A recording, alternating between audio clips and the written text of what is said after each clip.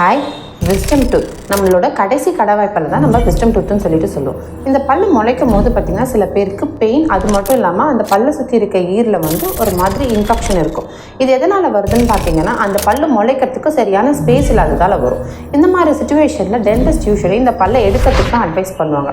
இந்த விஸ்டம் டூத்தை பார்த்திங்கன்னா நம்ம நார்மலாக இல்லாமல் சர்ஜிக்கல் மெத்தடில் தான் எக்ஸ்ட்ராக்ஷன் பண்ணணும்.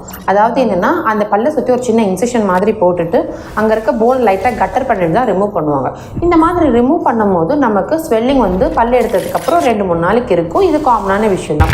இது எதனால் ஸ்வெல்லிங் வருதுன்னு பார்த்தீங்கன்னா அந்த போனை கட்டர் பண்ணுறதுனால அந்த இடத்துல நிறைய இன்ஃப்ளமேட்டரி செல்ஸ் வரும். ஆக்சுவலி இந்த இன்ஃப்ளமேட்டரி செல்ஸ் தான் நம்மளுக்கு ஹீலிங்க்கும் ஹெல்ப் பண்ணும். ஸோ பல்லு எடுத்து ஒரு 2-3 நாளைக்கு ஸ்வெல்லிங் இருந்துச்சுன்னா நீங்கள் பயப்பட வேணாம். நீங்கள் உங்கள் டென்டிஸ்ட் சொல்கிற இன்ஸ்ட்ரக்ஷன்ஸையும் அவங்க கொடுக்குற மெடிசன்ஸையும் கரெக்டாக ஃபாலோ பண்ணாலே போதும். பட் இதுக்கு பயந்துக்கிட்டு நீங்கள் பல்லை எடுக்காமல் விட்டுட்டிங்கன்னா இந்த பல்லுனால பக்கத்து பல் இன்ஜூர் பண்ணுறதுக்கும் சான்சஸ் இருக்குது. சில சமயம் இந்த இன்ஃபெக்ஷன் சிஸ்ட் மாதிரி மாறத்துக்கும் சான்சஸ் இருக்குது. நான் டாக்டர் தீபா, பல் மற்றும் இரு சிகிச்சை நிபுணர், மித்ரன் கிளினிக், அடையார், சென்னை.